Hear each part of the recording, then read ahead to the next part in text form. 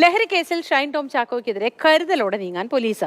ഷൈനിന്റെ anti topping test ഫലം വന്നതിന് ശേഷം മറ്റ് നടപടികളിലേക്ക് കടക്കും എന്ന് പോലീസ് പറയുന്നു. ഫലം നെഗറ്റീവായാൽ തിരിച്ചടിയാകുമെന്നാണ് വിലയിരുത്തൽ. ശ്യാം പ്രസാദ് ഉത്തമൻ തന്നെ ഇതിന്റെ വിശദാംശങ്ങളുമായി നമുക്കൊപ്പം ചേരുന്നുണ്ട്. ശ്യാം, എന്താണ് പോലീസ് പറയുന്നത്? ഇത് എങ്ങനെയാണ് തിരിച്ചടിയാവാനുള്ള സാധ്യതയുള്ളത്?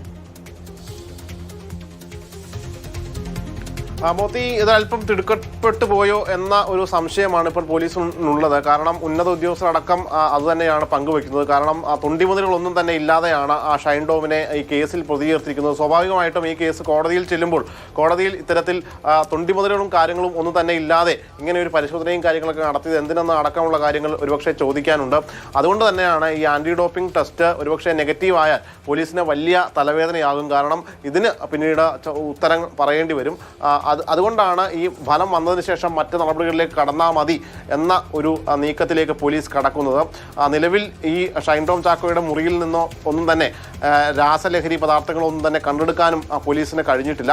ഇയാൾ ലഹരി ഉപയോഗിക്കുന്നുണ്ടെന്ന് പോലീസിനോട് സമ്മതിച്ചുവെങ്കിലും ഈ ദിവസങ്ങളിൽ, അതായത് ഈ കഴിഞ്ഞ കുറച്ച് ദിവസങ്ങളായിട്ട് ലഹരി ഉപയോഗിച്ചിട്ടില്ല എന്ന കാര്യമാണ് വ്യക്തമാക്കിയത്. പക്ഷേ അത് പോലീസിന് വിശ്വാസയോഗ്യമല്ലാത്തതിൻ്റെ അടിസ്ഥാനത്തിൽ തന്നെയാണ് പോലീസ് ഇത്തരത്തിൽ ഒരു ആന്റി ഡോപ്പിംഗ് ടെസ്റ്റിന് ഷൈൻ ടോം ചാക്കോയെ വിധേയമാക്കിയിട്ടുള്ളത്. അതിൻ്റെ അടിസ്ഥാനത്തിൽ റിസൾട്ട് എന്തായിരിക്കുമോ, നെഗറ്റീവ് ആയാൽ ഒരുപക്ഷെ പോലീസ് ഈ കാര്യത്തിൽ വെള്ളം കുടിക്കേണ്ടി വരും. കാരണം അത് ഉടനടിയെടുത്ത ഒരു നീക്കം അത് പാളിപ്പോയ പോലെ ആയിപ്പോകും കാര്യങ്ങൾ. എന്തായാലും ഷൈൻ ഇപ്പോഴും ഉറച്ചു പറയുന്നുണ്ട്, ഷൈൻ്റെ അഭിഭാഷകൻ ഉൾപ്പെടെ പറയുന്നുണ്ട്, ഷൈൻ കഴിഞ്ഞ കുറച്ച് ദിവസങ്ങളായിട്ട് ലഹരി ഉപയോഗിച്ചിട്ടില്ല എന്ന കാര്യമാണ് വ്യക്തമാക്കിയിട്ടുള്ളത്.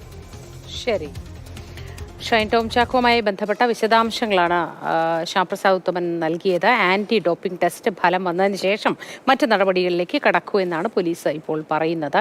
ഈ ഫലം എന്താവും എന്നാണ് ഇനി ഉറ്റുനോക്കുന്നത്.